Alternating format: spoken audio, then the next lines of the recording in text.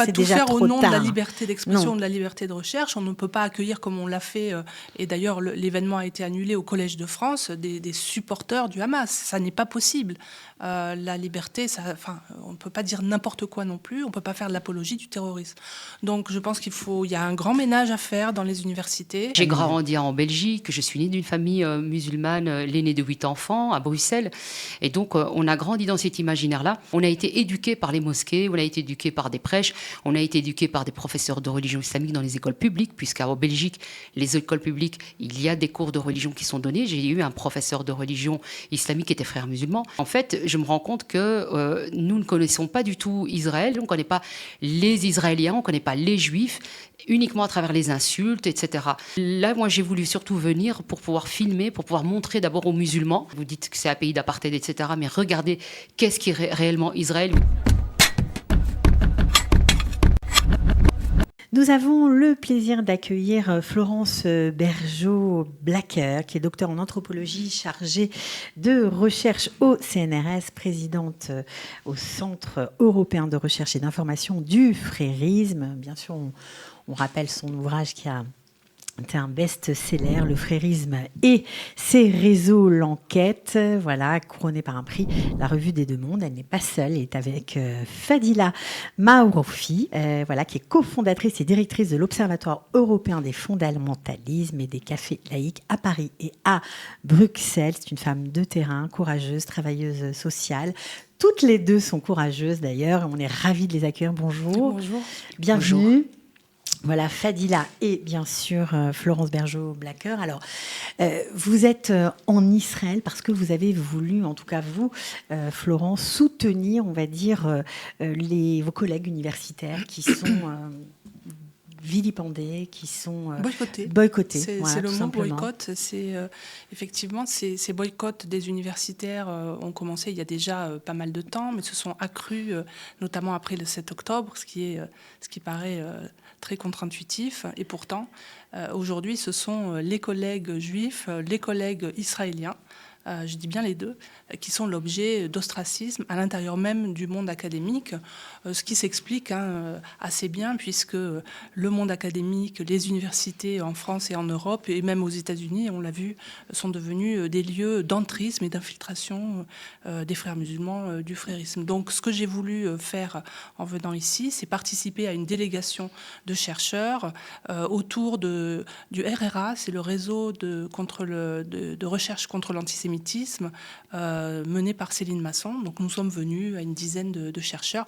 Et par ailleurs, moi j'étais un petit peu en marge de cet événement. Je donne des conférences et je soutiens bien sûr mes collègues et tous ceux qui travaillent dans le sens d'une meilleure connaissance des causes de l'antisémitisme. Alors, on va y revenir, mais Fadila, vous ne faites pas partie de cette délégation. C'est un peu un hasard du calendrier qui fait que vous êtes toutes les deux sur le plateau. On s'en réjouit. Vous êtes là parce que vous avez voulu, en tout cas, faire connaître Israël autrement, faire que cette incompréhension qui existe autour de notre pays soit remise en cause grâce à vos vidéos et à vos communications sur les réseaux. Oui, en fait, je me suis rendu compte, et au fur et à mesure, j'ai pris conscience en fait qu'on ne connaissait pas tant que ça Israël. On le connaît à travers l'imaginaire qu'on nous a appris, soit quand on est né dans le milieu de culture musulmane, soit aussi quand on n'est pas musulman, à travers les médias. Et donc, moi-même, j'ai été aussi éduquée par cet imaginaire-là. Et donc, tout ce qu'on voit, en fait, c'est... Vous avez grandi dans une famille. J'ai grandi en Belgique. Je suis née d'une famille musulmane, l'aînée de 8 enfants, à Bruxelles. Et donc, on a grandi dans cet imaginaire-là. Extrême. Disons qu'au départ, les premières générations pas, c'est par la suite, parce que nous, en tant que les deuxième, troisième générations et les suivants, on a été éduqués par les mosquées, on a été éduqués par des prêches, on a été éduqués par des professeurs de religion islamique dans les écoles publiques, puisqu'en Belgique, les écoles publiques, il y a des cours de religion qui sont donnés. J'ai eu un professeur de religion islamique qui était frère musulman. Et en fait, je me rends compte que nous ne connaissons pas du tout Israël, sauf à travers, à chaque conflit, on crache sur le drapeau, on insulte insultes. C'est toujours très lointain et on ne connaît pas du tout qui est derrière Israël. On ne connaît pas les Israéliens, on ne connaît pas les Juifs, uniquement à travers les insultes, etc. Et donc, là, moi, j'ai voulu surtout venir pour pouvoir filmer, pour pouvoir montrer d'abord aux musulmans, voilà, ceux que vous traitez d'apartheid, vous dites que c'est un pays d'apartheid, etc. Mais regardez, qu'est-ce qui est réellement Israël? Vous allez voir que Israël est multiple. Il n'est pas uniquement constitué de personnes de confession juive, etc. Et tout cet imaginaire qu'on nous a appris et qu'on peut circuler librement, qu'on n'est pas du tout insulté, qu'on n'est pas...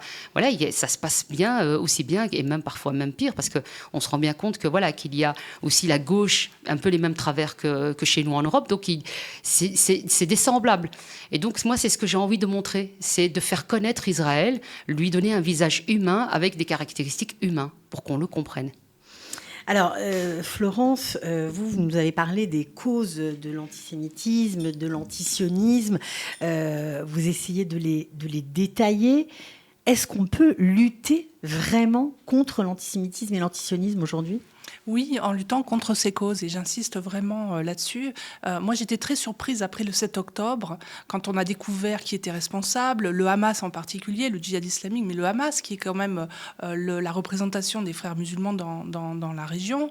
Et à peu près, je dirais 3 semaines après, le 7 octobre, on a commencé à oublier et à parler de l'antisémitisme en oubliant les causes. Or, le Hamas a des réseaux partout en Europe, sur tous les continents, partout dans le monde. Et c'est pour ça qu'on a vu tous les samedis ou les dimanches des grandes manifestations dans les rues. C'était pas d'ailleurs la rue arabe, c'était l'Oumma.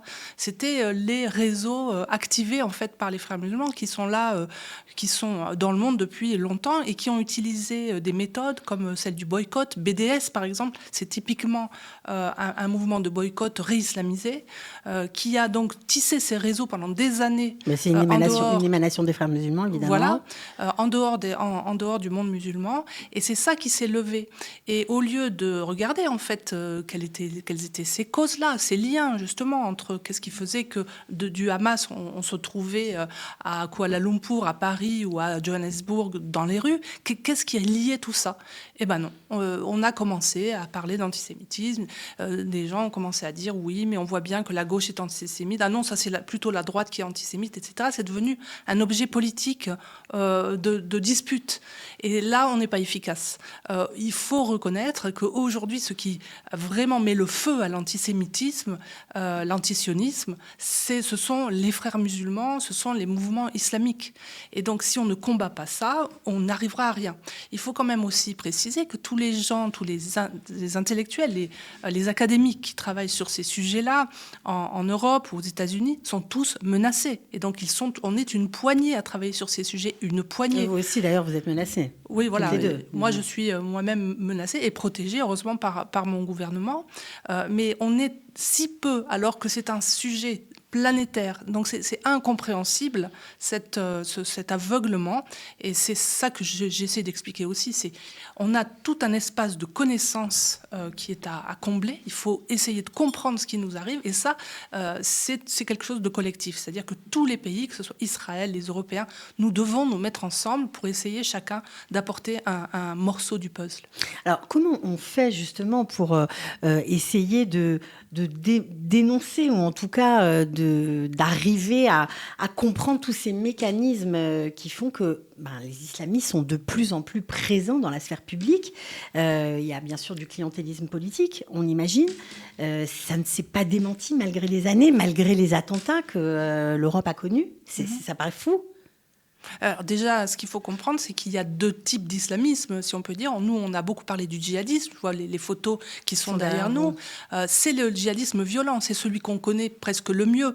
Ce sont des petites cellules comme ça qui se mettent à péter un petit peu partout, mais qui sont quand même assez limitées, surtout depuis la fin de Daesh. Mais en réalité, ce dont moi je parle aujourd'hui, ce sont des réseaux qui sont plutôt qui utilisent des méthodes de subversion, donc des méthodes qui sont dans la loi, à l'intérieur de la loi, mais qui visent à démoraliser Ça une veut société, dire quoi? Ça veut dire à la moquer. le monde associatif. Ça veut dire le monde associatif, ça veut dire les grandes entreprises ou les petites entreprises, ça veut dire le monde le culturel, ministère, le monde sportif, culturel et le monde universitaire en premier d'ailleurs, parce que les frères musulmans se développent toujours par les campus. Donc ce sont plutôt des phénomènes d'influence et de censure aussi, qui amènent à l'autocensure, qui est servie parfois par le djihadisme. Mais c'est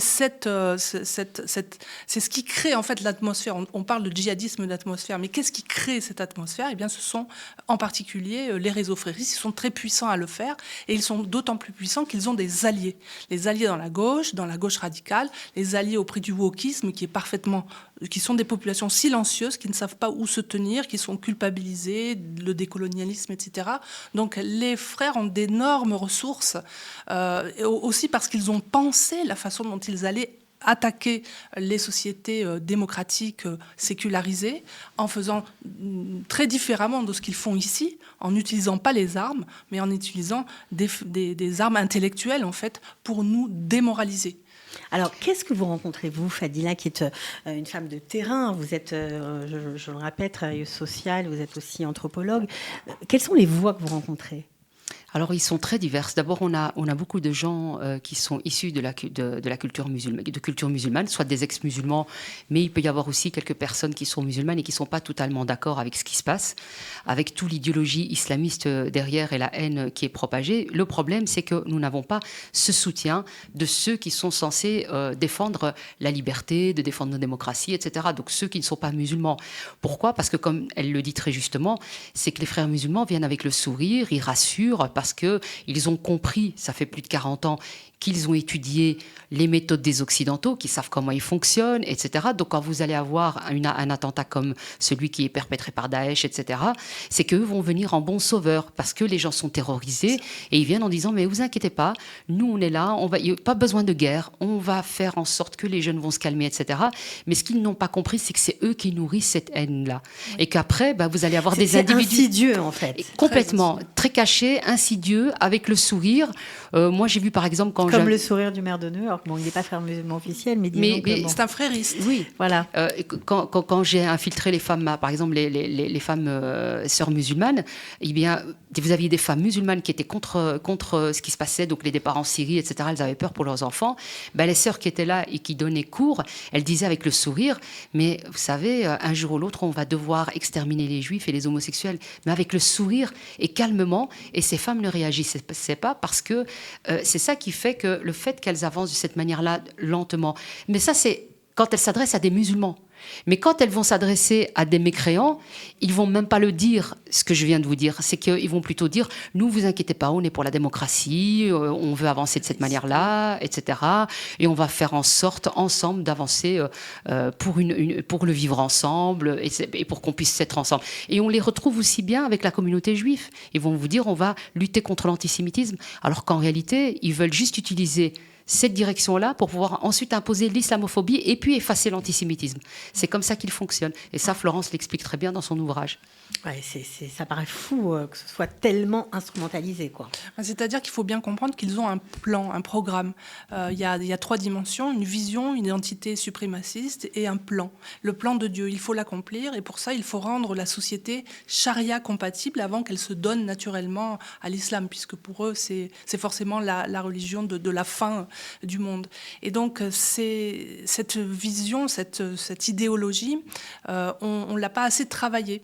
Elle existe depuis 1928 avec la création des frères musulmans. Elle s'est propagée après dans le monde. Elle est très attentive au contexte parce que son objectif, c'est d'islamiser le contexte, non pas de le détruire comme ferait Daesh à Raqqa, mais de prendre le contexte tel qu'il est et de lui donner un sens islamique, une direction islamique. Donc c'est ça les frères, c'est la société islamique mondiale et mondialisée, riche, militairement puissante, technologiquement puissante aussi. Alors, puisque vous êtes là en Israël, c'est votre deuxième voyage, donc forcément vous avez un regard un peu différent du nôtre. Qu'est-ce qui a été pour vous le plus dur à comprendre ici ? D'abord, je pense qu'il y avait aussi une volonté de comprendre en fait ce conflit. qui est pas évident en réalité. Quand on n'est pas d'ici, en fait, on ne comprend pas le début. En fait, à chaque fois, depuis moi, mon enfance, on m'a toujours dit « Ah, le conflit Israël-Palestine, c'est très compliqué ». Et il n'y avait pas d'histoire, il n'y avait rien. On me racontait rien du tout. C'est toujours très compliqué. Il y a toujours eu des victimes et des bourreaux. Donc moi, finalement, c'est aussi ça, quelque part. Venir ici, c'était aussi essayer de comprendre un peu ce qui se passe et voir finalement ces bourreaux-là, mais qui sont ces bourreaux? Les victimes, qui c'est ces victimes? Et c'est à partir de là, en fait, que l'histoire commence pour moi, en fait.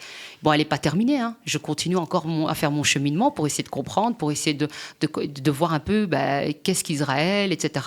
Je rencontre des gens formidables jusqu'à présent.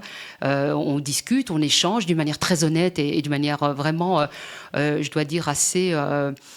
comment dire? Oui, honnêtement, en fait, on dit les choses telles qu'on les pense et ça nous permet, je pense, dans les deux cas, d'évoluer dans notre pensée de qui on est et pourquoi. Pourquoi est-ce que chez vous, ça se passe comme ça? Pourquoi est-ce que chez vous, ici, ça se passe de cette manière-là? Et pour moi, c'est ça qui est le plus important et je pense que c'est ça aussi qu'il faut après ramener en Europe. Voilà, c'était ma question, justement. Est-ce qu'il y a des choses que vous avez envie de prendre comme source d'inspiration? Ce qui est frappant, c'est ce qu'elle dit, c'est-à-dire que finalement, elle était si peu informée. Comment se fait-il qu'avec la diaspora juive un peu partout, on soit si peu informé de la situation ici? Est-ce qu'Israël a fait suffisamment de pédagogie? Parce qu'on dit, est-ce qu'ils ont gagné ou perdu la guerre de communication? Mais moi, je parle de pédagogie. Est-ce qu'on a bien expliqué la situation ici? Et en fait, il faut venir ici pour se rendre compte de la situation géographique, ce que c'est que la guerre territoriale. Il faut venir ici pour s'en rendre compte. Donc je pense que là, il y a peut-être un travail à faire dans ce sens. Et il y a des freins, moi c'est ce que j'ai observé aussi en Israël, les mêmes freins que nous avons en Europe, la culpabilité de la gauche, la peur de paraître raciste, islamophobe, etc., qui sont des véritables freins. Et ça m'a surpris parce que j'avais pensé qu'un pays en guerre qui a donné son sang, aurait des ressorts plus importants que nous, qui sommes des sociétés pacifiées, un peu amollies. Mais en fait, à force d'avoir peur d'être traité de raciste, d'extrême droite, etc., on a oublié que la vérité, c'est de tout dire, en fait. Et ensuite de prendre du recul pour l'analyser, pour le comprendre. Et on a oublié le terme vérité. Et je pense que c'est ça maintenant qu'il faut ramener. C'est qu'il faut absolument éviter, jeter tous ces freins-là pour maintenant dire, voilà, on va pouvoir dire les choses et on va pouvoir les analyser pour connaître la vérité. Mais est-ce qu'en Europe, aujourd'hui, on peut dire la vérité? Parce qu'en Israël, en tout cas, on a vu la couverture... c'est ça, parce qu'on avait la couverture médiatique faite en Europe du conflit qui nous a opposés au Hamas depuis le 7 octobre ces 2 dernières années. C'était il fallait s'accrocher. Terrible. Après, par exemple, on peut dire qu'en France, il y a certaines chaînes, certaines radios, des journaux qui n'ont pas joué le jeu de la BBC, de Radio France, etc., qui ont eu une parole alternative. En tout cas, en France. Bon, en Belgique, c'est plus du tout le cas, je crois. Donc, il y a eu quand même des voix dissonantes. Moi, j'ai eu l'impression, en donnant des conférences un peu partout en France, que les citoyens étaient très attentifs, plus attentifs qu'on ne le croit, voyaient que quelque chose ne tournait pas rond dans le discours qu'on leur sert. Ils voient le Hamas, ses violences, etc. Puis après, ça devient les pauvres petits, ils ne comprennent pas trop. Donc, je pense qu'on a dépeint les pays européens comme des vu d'ici, un petit peu comme s'ils étaient un peu hostiles à Israël. Je ne pense pas que ce soit le cas. Je crois qu'il y a plus de ressorts quand même dans la société française, celle que j'ai vue en tout cas, qui n'est pas si anti-israélienne qu'on veut bien le dire. Pour rebondir un peu dans ton sens, c'est qu'on voit qu'il y a une différence entre les politiques et les citoyens. Ouais. Et les citoyens, ils en ont marre de voir tous ces drapeaux palestiniens tout le temps, partout, dans la rue, s'imposer. Quand ils posent, et là où ils se rendent compte, c'est que quand ils posent des questions pour essayer de comprendre, en fait, on leur dit, on leur crie dessus parce qu'ils posent des questions. Et là, ils se disent, mais ça va pas, comment ça, moi je reconnais pas mon pays, c'est pas du tout une démocratie. Mais alors qu'ils posent des simples questions de compréhension, en fait. Donc je pense que c'est à partir de là que maintenant les citoyens, en majorité, c'est vrai, ils ne sont pas hostiles. Par contre, on voit des minorités bruyants, agissants, qui terrorisent les gens. Ouais. Et vous avez beaucoup de gens qui ont peur parce qu'ils ne sont pas protégés par les politiques, parce qu'il y a des enjeux politiques. Et ils voient bien que le politique ne répond pas. Il n'y a pas de fermeté vis-à-vis de ces gens qui terrorisent le peuple. Alors juste pour boucler la boucle, puisque vous êtes venu dans le cadre d'une délégation universitaire pour soutenir nos académiciens ici, est-ce que vous pensez que ces lieux de savoir, que ce soit en Israël, en France, doivent être protégés et c'est par eux qu'on va essayer de de mettre du clair dans tout ce que, voilà, dans tout ce que nous sommes en train de vivre. C'est pas que par eux, mais les universités, c'est le temple du savoir. Oui, si on mais ne il a produit été plus de connaissances, bien malmené. mais il a été extraordinairement malmené. Il est même devenu toxique, ce milieu. Donc là, il faut absolument s'en occuper. Donc là, ce sont des décisions au plus haut niveau qui doivent être prises. Mais est-ce que ça va être possible, on ou ne est-ce peut que pas c'est tout déjà faire trop au nom tard? de la liberté d'expression, Non. de la liberté de recherche. On ne peut pas accueillir, comme on l'a fait, et d'ailleurs l'événement a été annulé au Collège de France, des supporters du Hamas. Ça n'est pas possible. La liberté, on ne peut pas dire n'importe quoi non plus. On ne peut pas faire de l'apologie du terrorisme. Donc je pense il y a un grand ménage à faire dans les universités, qui a commencé à être fait, je crois, aux États-Unis, dans certaines villes. Il faut faire la même chose partout dans le monde. Ces influenceurs toxiques ont été là où ils sont très intelligents. Ils ont été justement dans les lieux de production du savoir, et maintenant il faut les en déloger, je pense. Bon, ça ne va pas être simple. Alors, juste avant de se quitter, on va en profiter pour parler de votre dernier ouvrage, Le djihad par le marché, comment l'islam radical s'empare du marché halal. Donc, c'est encore une enquête, on va dire, qui défait en tout cas les mécanismes, comment tout ça s'organise, etc. C'est très, très détaillé, très pédagogique, comme tous vos ouvrages. Voilà, donc merci en tout cas à toutes les deux d'être venues. Merci pour le soutien. Ça nous fait plaisir, franchement. Merci. Et puis, j'espère que vous ferez de jolies vidéos, en tout cas des vidéos à travers le miroir, derrière le miroir. Qu'est-ce qui se passe vraiment ici? Merci beaucoup. Merci, de rien, merci pour votre invitation. Avec grand plaisir. À bientôt.